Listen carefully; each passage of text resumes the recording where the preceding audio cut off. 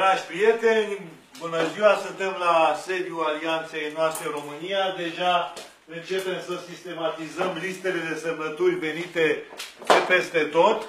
Suntem puțini aici pentru că aproape toată lumea este pe teren, este foarte important. Acum le numărăm, vedem ca să oferim o cifră, o estimare a datelor de până acum, însă ceea ce este foarte important și trebuie să știți și trebuie să vă spun neapărat, mai avem nevoie de încă un efort. Mai avem nevoie de încă un efort în seara aceasta. Noi mâine vrem să depunem listele de semnături la autoritatea electorală. Suntem foarte aproape. Avem vești bune din toată țara, avem vești bune din București, avem vești bune din județe.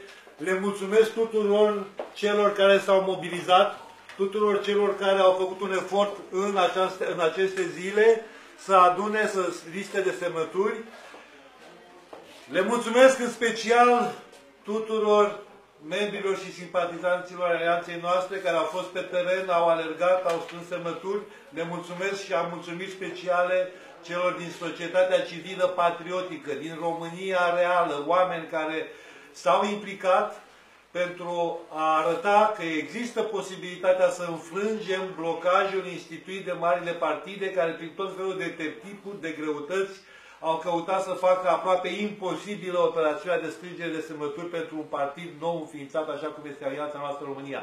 De aceea vă rog pe toți, astăzi, după amiaza asta, seara, mâine vom colecta ultimele liste de semnături care vin din toată țara pentru a ne prezenta undeva după masă la autoritatea electorală.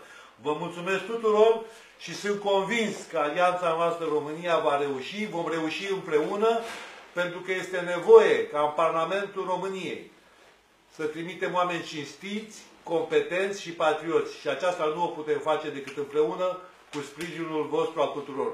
Doamne ajută și vă mulțumesc!